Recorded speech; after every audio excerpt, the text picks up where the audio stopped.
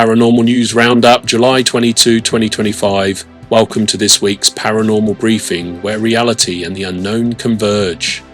From the mysterious passing of investigative icon Dan Rivera to daring CE-5 experiments in Scotland and household hauntings with an edge, July 22 brings you the freshest, most thought-provoking tales from the supernatural frontlines. Dan Rivera's sudden death amid Annabelle tour. In a shocking turn of events, on July 13, veteran investigator Dan Rivera, 54, of the New England Society for Psychic Research, NESPR, was found dead in his Gettysburg hotel room during the Devils on the Run tour, featuring the infamous Annabelle doll, the object central to the Conjuring series. Police confirmed the doll wasn't present and authorities found nothing unusual or suspicious at the scene, though the autopsy is still pending. What's often overlooked amid speculation is the emotional toll on Rivera, an Army veteran turned leading public investigator. NE peers and industry peers like Jason Haas have called out rampant sensationalism, urging respect for Rivera's family over curses and conspiracy. Annabelle has pledged to continue touring in his honour, framing his death as a human tragedy rather than supernatural fallout.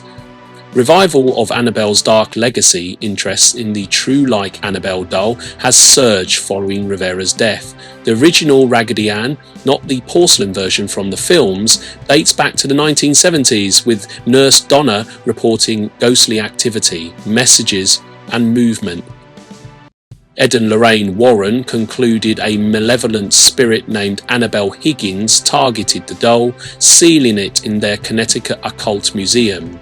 Though the museum closed in 2019, the doll remains on site and continues fueling fascination. This latest episode has reawakened conversations about historical hauntings, combining lore with grief and the public's appetite for supernatural drama.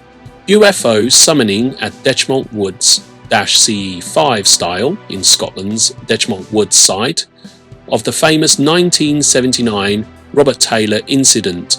A CE-5 Close Encounters of the Fifth Kind event is scheduled for this month.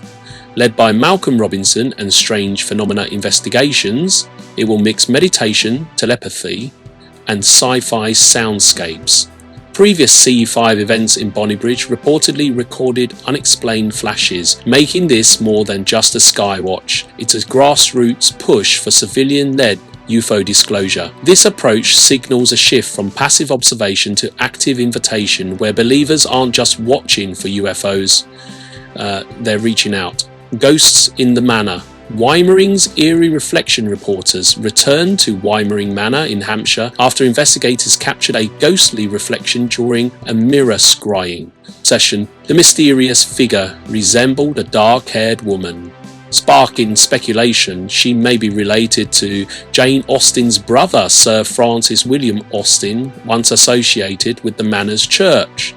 This blend of high-tech visual analysis and literary lore underscores a modern trend in paranormal investigation, leveraging historic intrigue to deepen haunting narratives. Enfield Poltergeist revisited with science. It has been nearly half a century since the Enfield Poltergeist shook North London with levitating furniture, knocking voices and adolescent terror.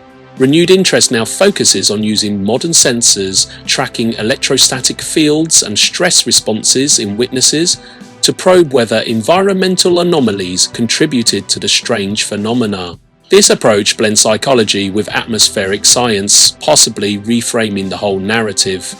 This may become a turning point in paranormal studies, shifting from anecdote to measurement. Historic haunts and forgotten figures. Wymering again. The manor's centuries-old footprint includes Roman, medieval and Tudor layers. Investigator David Scanlon of the Hampshire Ghost Society has catalogued haunting events, from ghostly children to a bloody nun. The new mirror reflection adds depth, linking apparitions directly to those legends on site. From live shows to ambient horror stagecraft, in the wake of tragedy, NESPR is considering hybrid formats, coupling theatre-like spectacle with reflective education. Media figures including Jason Hawes have suggested blending immersive storytelling with mental health resources to protect both volunteers and participants from trauma during high-energy investigations. Public healing over fear, a wave of empathy and respect has surmounted fear in online conversation. Commentators, fans and experts alike have urged a turn toward remembrance over sensationalism, framing Rivera's death as tragedy, not mystery. This marks a cultural moment, the paranormal community collectively choosing solace instead of spectre chasing in the face of loss. Enfield case fans versus skeptics on both sides of the Atlantic. The Enfield case is still polarising. Hosts like BBC's Uncanny revisit its most chilling episodes, but voices like magicians Milbourne Christopher and researchers Anita Gregory highlight hoax evidence. Margaret and Janet playing tricks and a hidden intent behind staged poltergeist theatrics. The conversation now threads between belief, myth and plausible misdirection, beyond reality, augmented horror engagement, immersive experiences. Think theatre meets haunted tour arising. Platforms like CE-5 gatherings, theatrical mirror experiences at manors and audio tours revisiting events like Enfield blend the paranormal with sensory immersion. This is storytelling as participation, not just through fear, but active memory. Outro. That's it for the paranormal front this week. From real-world tragedy to scientific re-examination and immersive hauntings, our pursuit of the unknown keeps evolving. Tune in next week for deeper dives into UFO lore, haunted heritage, and the human stories behind every supernatural claim.